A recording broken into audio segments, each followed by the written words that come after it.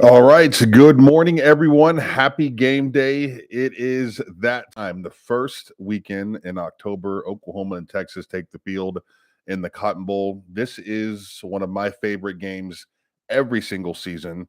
I had the opportunity to play against these two teams in the early 2000s when they were truly juggernauts of the gridiron. Oklahoma and Texas were basically playing for national championship rights in this game every single October. And I used to be irritated on Saturdays when my game at Oklahoma State would coincide with this, right? When I didn't get an opportunity to watch these two teams take the field. This game is exceptional. Everything about it. The Cotton Bowl, the State Fair of Texas, the fan base, and just the pure hatred that they have for each other. There's really nothing quite like it. I had the opportunity to go down and watch my first OU Texas game in the beginning of let me think 2011, 12, 13, sometime in there was one of my first games. And it was an experience that I will never forget. I sat in the stands. I had to be a part of what that stadium felt like. And and I'm an Ohio kid, right? I'm from the land of Ohio State and Michigan. I know what big games are and how they feel and the atmosphere surrounding them. This one is really second to none. One of the greatest games that we have in college football every single year.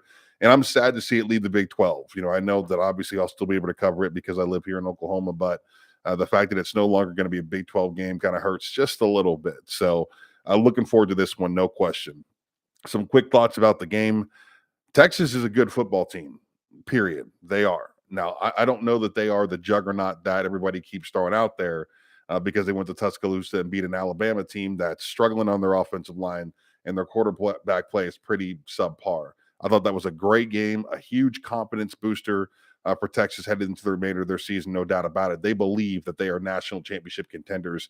And ladies and gentlemen, sometimes that's just enough in college football when you've got 80, 18 to 22-year-olds that just believe that they truly are one of the top five teams in the country, and they believe that they are playing at a national championship level. I think the Longhorns feel that coming into this game, and it's going to take an Oklahoma Sooner team to have to literally beat them. Like, they're going to have to take this from Texas in order to win. So thoughts on just some of the better players from Texas. I think Ewers is a good player. I don't know that he's a great player. I think he's only thrown one pick in the season so far, but he hasn't just really wowed me as far as the overall dynamic ability that he is. People say that this kid has. Brooks, special at the running back position. He's averaging almost 7 yards a carry. He's going to be somebody that Oklahoma defense is going to have a hard time dealing with. That front four for Oklahoma going to have to step up in a big way and play a truly cohesive game together. I don't think there's any world beaters up front for Oklahoma, but I do think as far as team defense is concerned, these guys are going to be a problem for Texas along that defensive line. And then Worthy in that receiving core, there's probably a couple of NFL guys in that group. And you're going to hear me talk about the Sooners here in a second, and I'm not going to throw out a ton of names because it's really about the unit as a whole, right? I think that Texas's receivers are good. They're athletic. They have a ton of speed, and they're going to be difficult to play against in this game. It's going to be a great game. There's no doubt about it. But I'm not looking at this Longhorn team like I look at Georgia as far as the roster is concerned, right? Now, Texas has definitely upgraded their defensive line.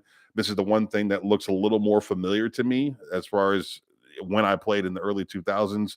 You're talking about Casey Hampton and that group were just massive. You're talking about Marcus Tubbs was huge. Jonathan Crowder, I mean, he's 6'8" and 290 pounds as a freshman. Like, they had a bunch of big guys at Texas back then, and now they're starting to get some of those kids back.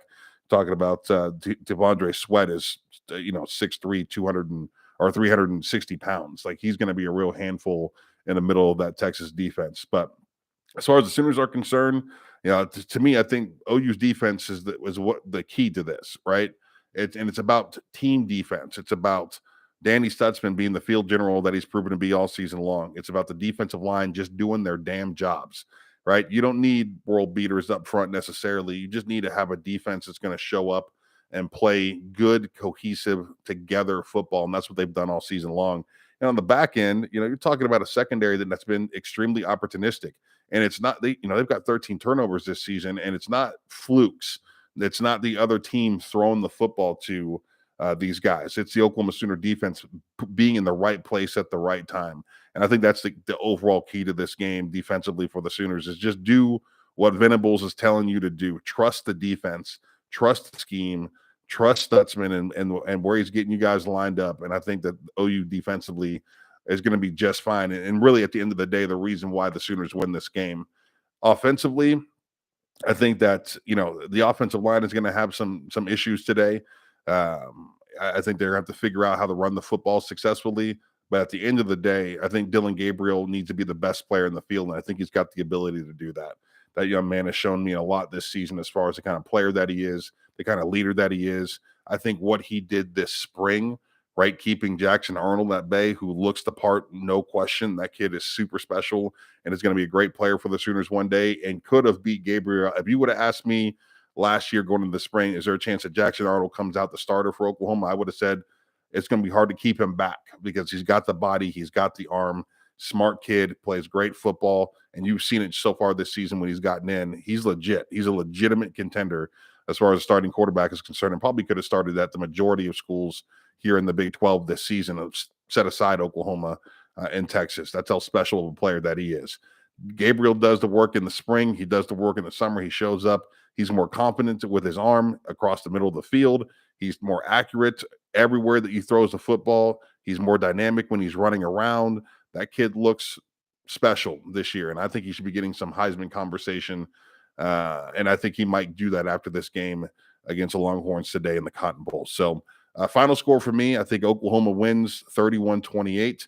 I think it's going to be an absolutely physical game. I think one that was going to be for the ages. I think this last final Big 12 matchup between the Sooners and the Longhorns is going to be a special one. So stick with me. I'll be on Twitter throughout the entire game, giving you my comments, and I'll be right back here on YouTube after the game with a post-game show. Thank you, guys. Appreciate it.